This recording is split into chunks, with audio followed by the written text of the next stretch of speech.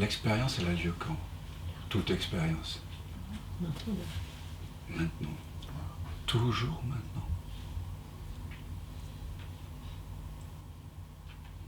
Ce matin, quand vous avez décilé les yeux, c'était quand? C'était maintenant. Quand vous êtes sorti de votre lit, c'était maintenant. Quand vous êtes brossé les dents, c'était maintenant. Quand vous avez pris le métro, que vous avez sonné à la porte ici, c'était maintenant. Quand on s'est fait un petit hug, on s'est embrassé, c'était maintenant.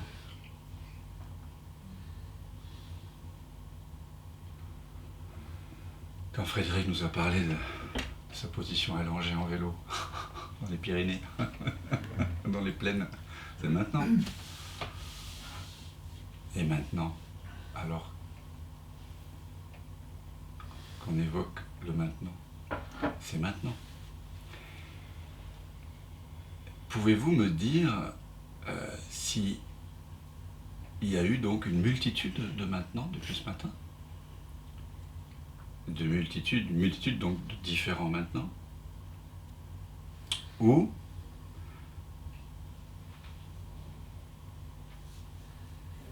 et dans ce cas, il y en a eu combien depuis ce matin? Hein? Une infinité. Une infinité, oui. Mais une infinité, dans le sens où tu l'entends, on pourrait l'entendre, ce serait une infinité au sens, une infinité de chiffres. Vous voyez ce que je veux dire? Mathématiquement, on compte, on est petit, j'ai réussi à compter jusqu'à 100, puis mes enfants, là, ils sont 6 ans, là, jusqu'à 1000. Puis à un moment donné, ils vont arriver jusqu'à réaliser qu'ils peuvent continuer infiniment. On ne peut pas les compter. Et qu'ils ne peuvent pas les compter. Ça, c'est un infini qui est basé sur une sorte d'hypothèse quantitative, vous voyez?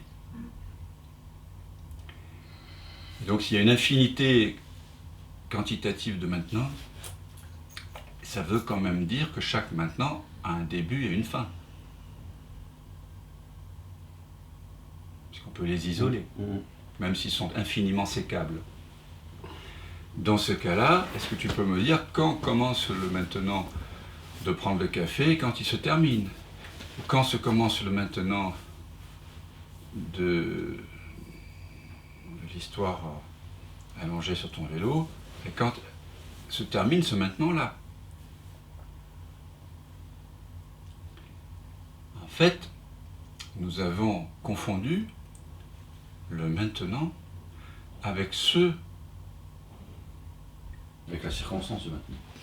Voilà, avec ce qui apparaît dans le maintenant, avec l'expérience qui apparaît dans le maintenant. En réalité, on ne peut pas trouver de début et de fin à tous ces maintenant. Et donc, si vraiment on regarde ça, on doit en conclure qu'il n'y a qu'un seul maintenant.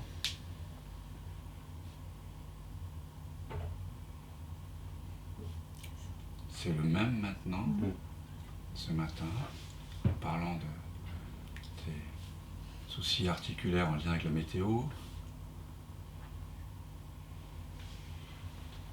que le maintenant de maintenant. La même présence. C'est la même présence. Et c'est très important de bien méditer sur ceci. Et n'utilisez pas la pensée, parce que la pensée ne peut pas penser le maintenant. Ouais. Donc, n'y pensez pas. Utilisez le maintenant qui est disponible maintenant. C'est le maintenant qui sait qui il est. La pensée surgit au sein du maintenant.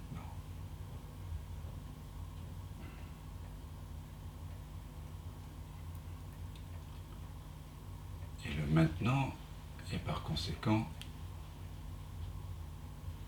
une infiniment petite partie du maintenant qui surgit au sein du maintenant.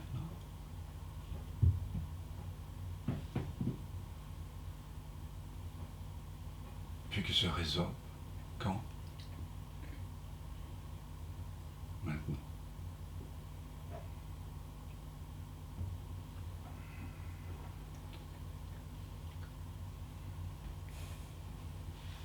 Donc, vous ne pouvez pas penser le maintenant.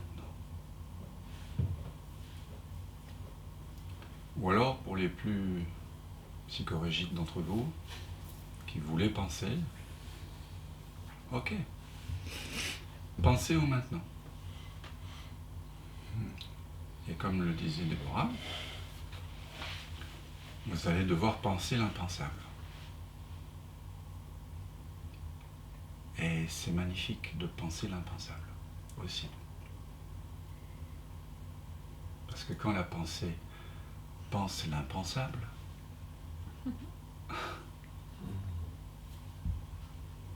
elle se dissout, elle fait harakiri, elle se suicide. Donc on pourrait dire que la pensée la plus haute, la plus fine qui soit, et certains philosophes le savent, même contemporains, c'est penser les limites de la pensée. Et quand la pensée pense sa propre limite, à nouveau, se révèle la splendeur immaculée du maintenant.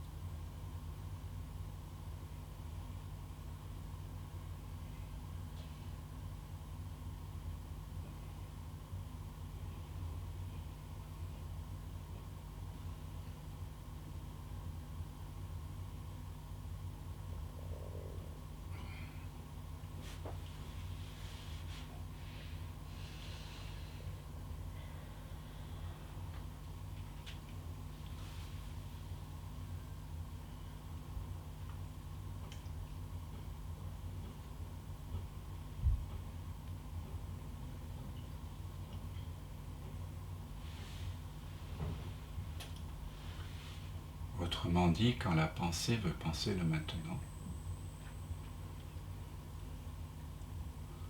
soit elle crée l'infini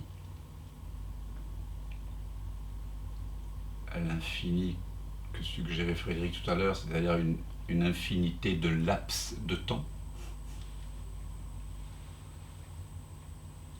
À la rigueur, elle peut penser ça, une pensée abstraite, comme ça, d'un infini, infiniment cumulatif, quantitatif donc. ou alors la pensée va tomber dans un autre panneau et confondre le maintenant avec l'instant présent. Et le maintenant va devenir, comme pour la plupart des gens, un instant T pris en sandwich sur une horizontale, visualisée comme le temps, à gauche le passé, à droite le futur, inséré donc pris en sandwich entre le passé ici pour vous et le futur ici. Et puis à un moment donné, il y a un instant T. On fait ça à l'école. Voilà, ça c'est le maintenant, l'instant T.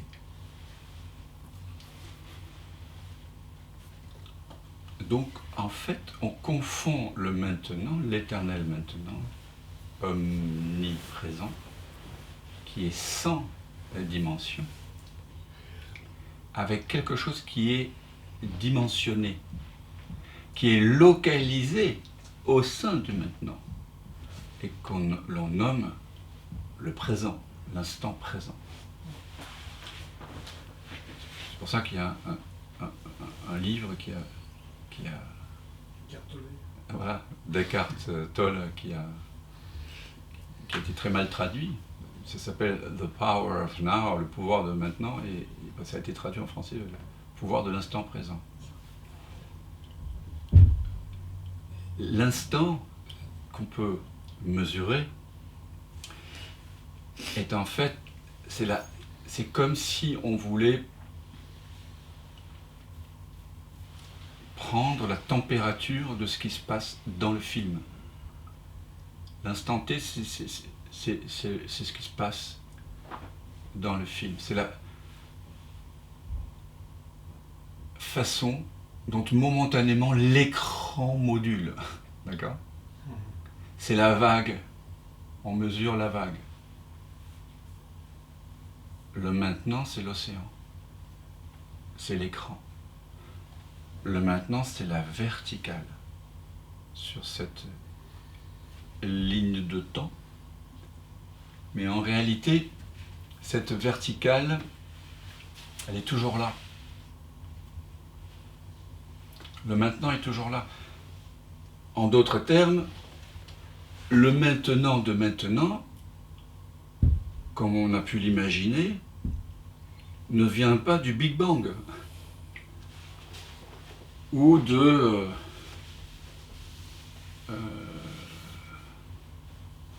surgissement créateur d'un Dieu. Comment il est dit dans la première parole de la Bible, la parole et le verbe fut. Le verbe fut, c'est ça, la lumière fut et le, je sais plus. Au commencement était le verbe, voilà. Donc, non, le Logos. voilà. Le commencement. Au commencement était le verbe. Voilà. C'est un peu comme Descartes qui dit je pense, donc je suis. C'est la même chose. C'est la toute-puissance voilà, du commencement. Il y a un commencement en fait, vous voyez ? En fait, il faut un commencement. Mais là, on parle de quelque chose qui ne commence pas. Quand Jésus dit dans l'Évangile « Avant qu'Abraham ne fût », vous connaissez cette phrase ? « Je suis ». Abraham représente donc la tribu des Juifs, le début, disons, d'une certaine humanité, de l'histoire. Et il dit « Avant qu'Abraham ne fût, je suis ». Il ne parle pas d'une antériorité temporelle.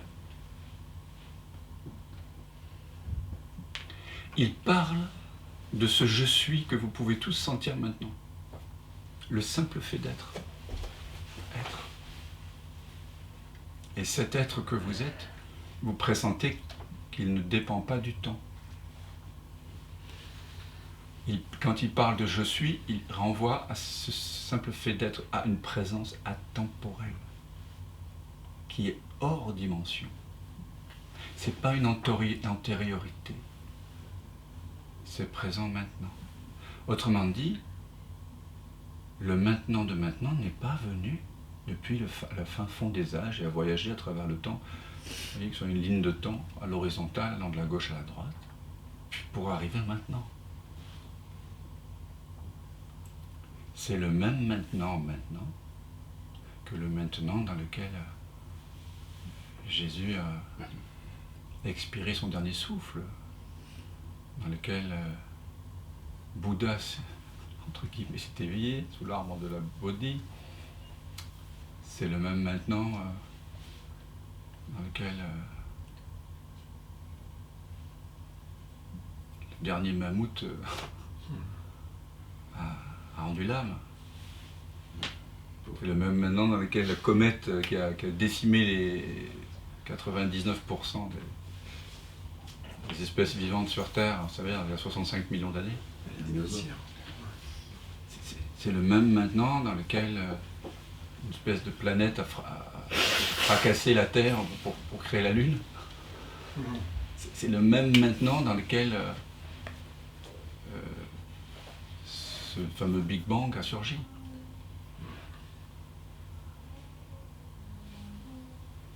Ça veut dire qu'il n'y a jamais rien qui s'est passé dans le passé.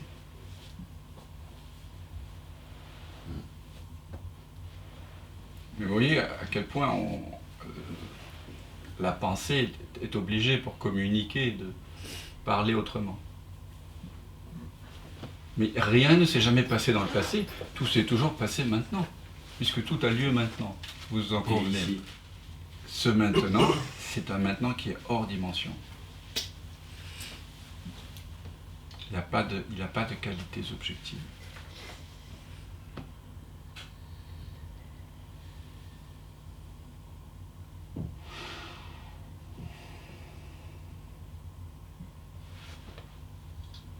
Qu'est-ce qui est consistant avec ce maintenant qui n'a pas de caractéristiques objectives?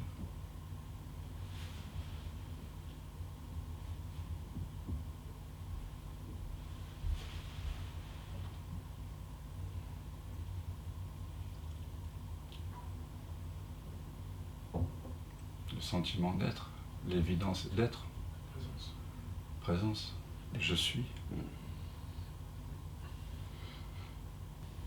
Quand est-ce que je suis? Maintenant.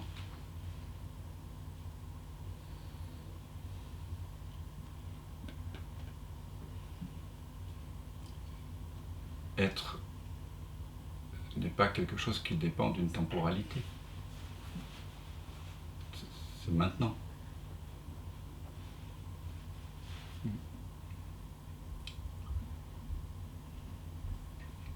Donc, tout a toujours lieu maintenant. Une chose, c'est de le dire, une autre chose, c'est de le sentir, de l'éprouver, de le vivre, que ce soit un vécu direct.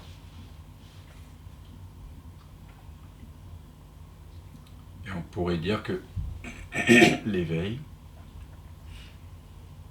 à notre véritable nature, la reconnaissance de qui nous sommes, c'est reconnaître que je suis le maintenant.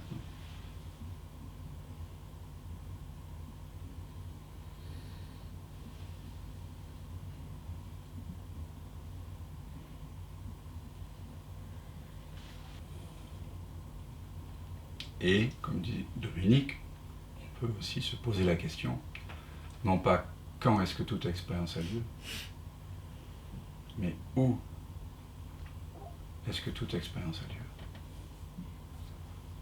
Où est-ce que toute expérience a lieu?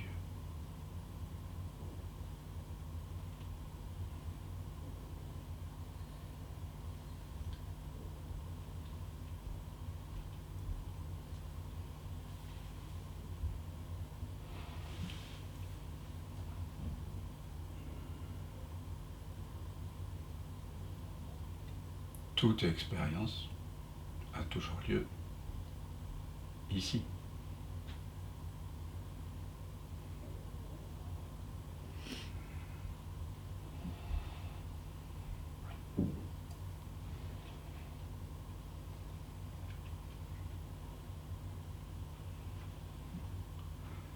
la pensée nous dit que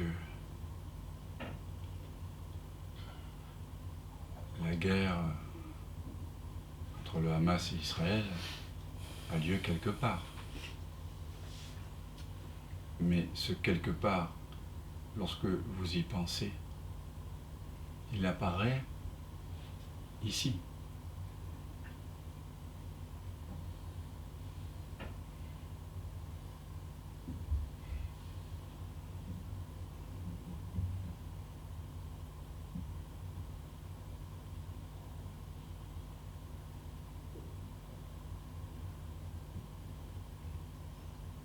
Tout ce que vous percevez par les 5 sens, par le truchement des 5 sens, est connu par la conscience. Et la conscience, elle est où?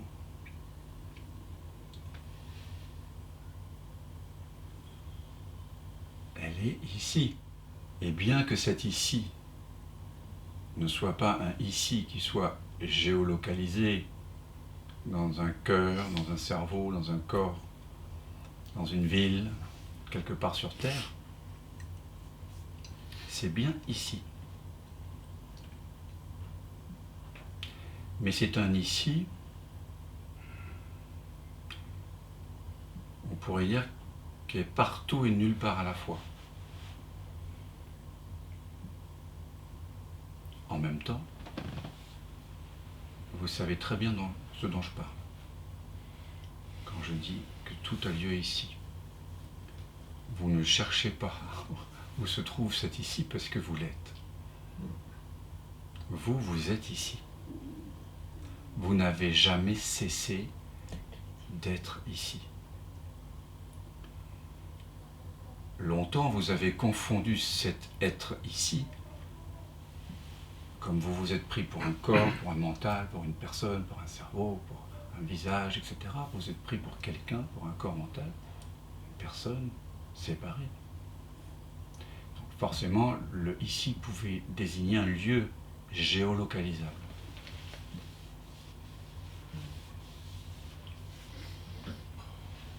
Mais en réalité, le ici dont je parle, c'est le ici de la conscience, dans lequel tous les points géolocalisables de l'espace, infiniment petit et infiniment grand,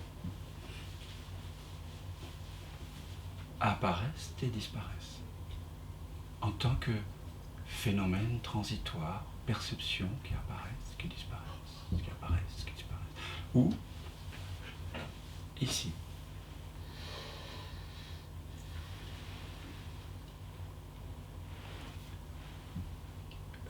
Quand dans la pratique de Douglas Harding du retournement du doigt à 180 degrés vers cela qui perçoit, au départ, pédagogiquement, nous pointons vers des perceptions. Toute perception est géolocalisable. Puis tout d'un coup, je pointe vers l'ici. Un ici, alors évidemment, on dit au-dessus des épaules, mais ce n'est ni ceci ni cela. C'est un ici qui n'est pas géolocalisable. Mais c'est vers là. Bon, ça c'est la pédagogie de Douglas. Mais une fois que l'ici se réalise, parce que c'est l'ici qui se réalise, c'est pas la personne ou le cerveau géolocalisé dans le ici. Quand vous devenez lucide dans un rêve nocturne, c'est pas le personnage du rêve qui s'éveille. C'est la conscience.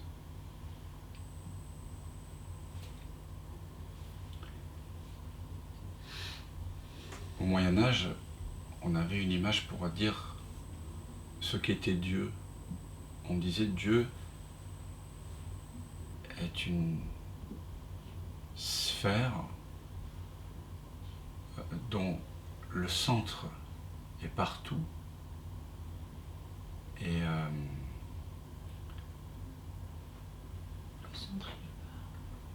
le centre est partout et la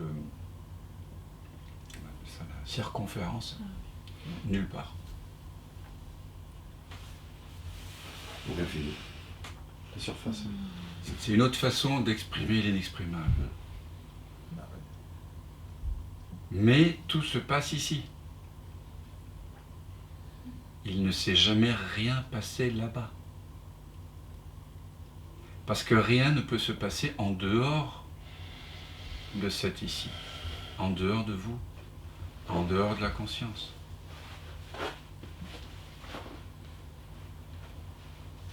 Quand vous, en tant que vous êtes déjà cet ici, quand l'ici se réalise lui-même, qu'il n'y a qu'ici que les choses ont lieu, il n'y a plus de problème. Parce que un problème veut dire, étymologiquement parlant, quelque chose qui est situé à distance de soi, hors de soi. Or, il n'y a aucune vague qui apparaît en dehors de l'océan. Il n'y a aucune perception qui n'apparaît pas dans votre conscience.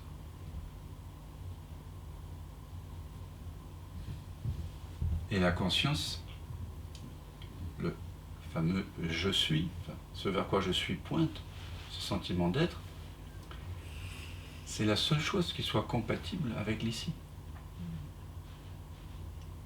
qui est toujours ici. Donc, oui, Dominique a raison, ici, maintenant, je suis, le soi, Dieu, la déité, le non-soi, si on est bouddhiste, le non-esprit, si on est zen.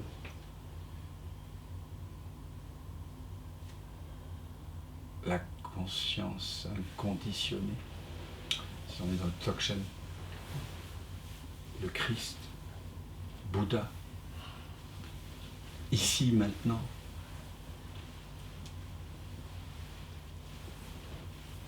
Sentir, c'est la voix du senti.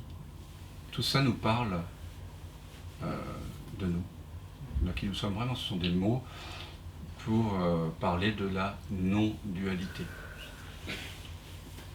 Advaita, il n'y a pas deux. Il n'y a qu'un seul maintenant, il n'y a qu'un seul ici, il n'y a qu'une seule conscience, qu'un seul être sans dimension.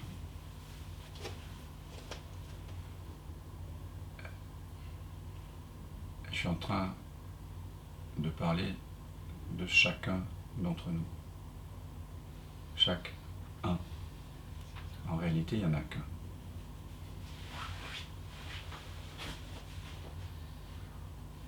Il y a une apparence de 11 visages ici, j'en vois 10. Mais c'est le même un. Ça apparaît dans le même un. Ça apparaît dans le même un. C'est connu par le même un. Et surtout, c'est fait du même un. Parce que si tout apparaît dans le même un, comme les vagues apparaissent toutes dans le même océan, n'est-ce pas évident que chaque vague est faite de l'océan?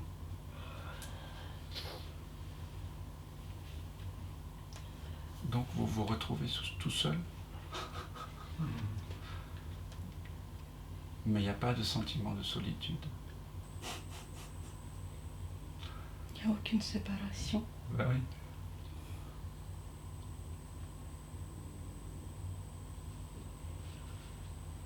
Ben oui, parce que tout est vous.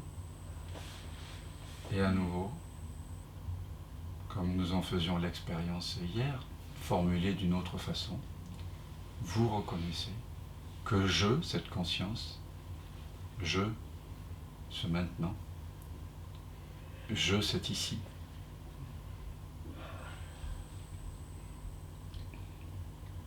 qui se connaît lui-même, pas d'une façon objective, mais simplement en étant en train d'être. Je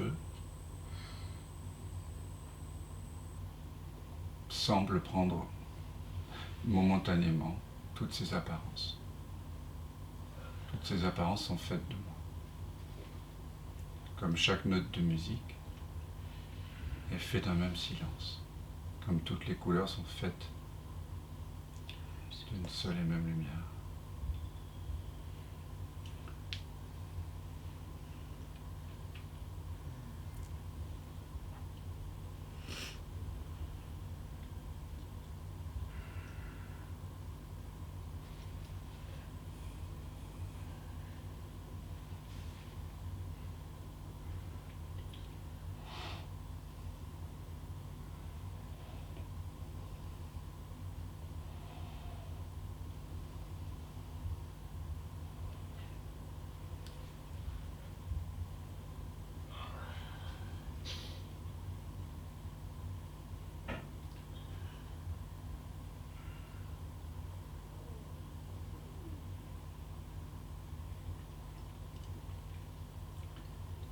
Donc se poser la question, quand est-ce que toute expérience a lieu?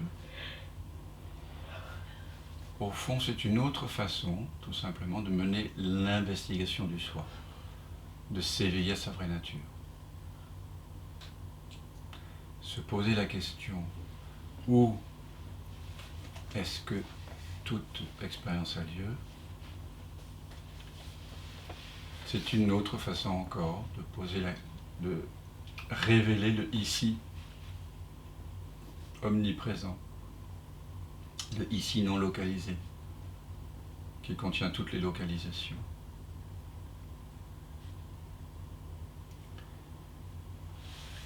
Vous voyez, il y a différentes façons de déconstruire notre construction imaginaire, nos constructions imaginaires de la réalité. Et il faut sans doute en déconstruire beaucoup pour pouvoir se déposer dans la temporelle présence. Il ne suffit pas juste de reconnaître que la personne n'existe pas. Il faut aussi déconstruire le temps, il faut déconstruire l'espace. Et la personne semble exister dans le temps et dans l'espace. Parfois, il suffit pour certaines personnes qu'un des éléments... Comment il s'appelle déjà ce jeu-là? Kapla. Le Kapla. Non, le Kapla, c'est... Non. C'est pas ça? C'est le Jenga ou quelque chose. Le Go. Non, mais Kapla. Ah. Très intéressant, mais Kapla, c'est là. c'est plus plat et plus large. Ouais, c'est plutôt pour faire des jeux de construction. Et c'est fait pour construire. T'as dit quoi? Ah, j'adore. Il y a un effondrement Il y a- en cours. Mais il n'y a pas de nom. Oui, il n'y a pas de nom. Il n'y a pas de nom. C'est vrai.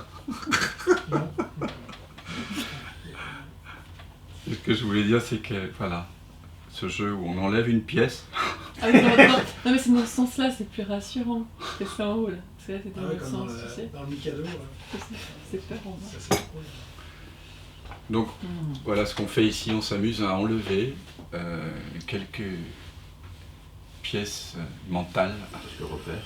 quelques repères, voilà, qui fondent le château de cartes de la représentation que chacun nous avons de ce qu'on appelle communément la réalité. Pour découvrir que ce que l'on nomme la réalité n'est pas ultimement la réalité, ce qui va nous permettre de nous alléger. Et en anglais, enlightenment, qui veut dire illumination, éveil, reconnaissance, signifie aussi allègement. Il ne s'agit pas de ne plus pouvoir fonctionner avec le cadre spatio-temporel. Évidemment, nous en avons besoin pour naviguer dans le monde relatif, dans le rêve.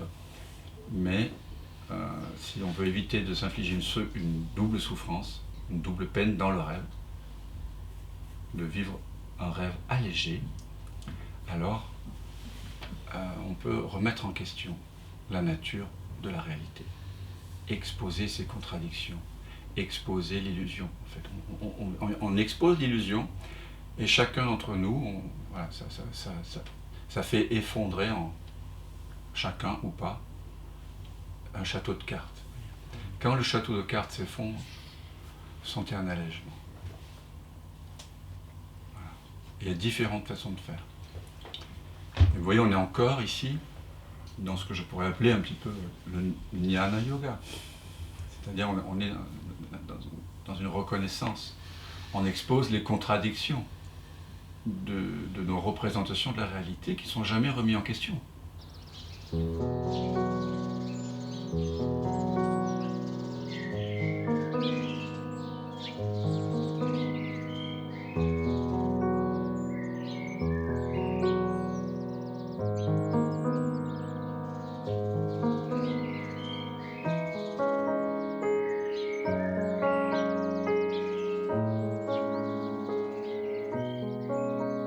Trods alt det du har båret og alle dine kors, trods livets hårde slag og alt det der var såret, fandt du altid sjov og glæde i livets små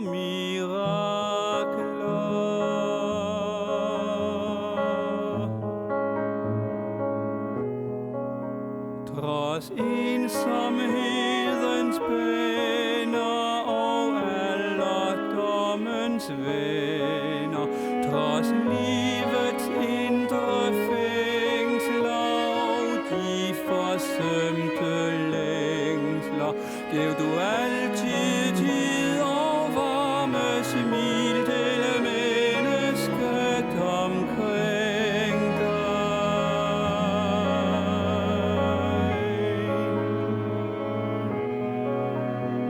Hvis livet er en gåde med ufødte sekunder, så drikker du af himlen og flagrer i det blå.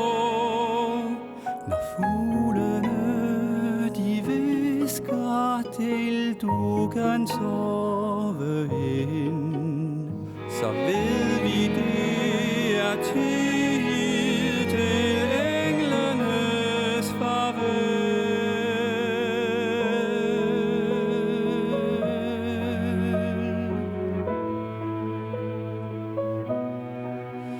Du lærte os at klovne, du fik os til at grine. Du var så sød og kærlig, du gav altid det bedste. Du var den allerbedste moder.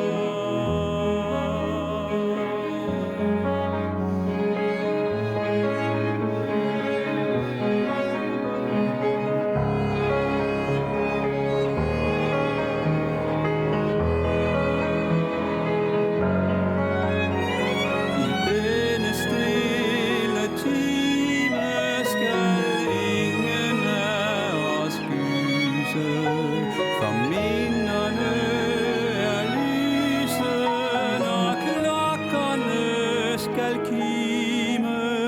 Når fuglene de hvisker til du kan sove ind, så ved vi det er tid til englenes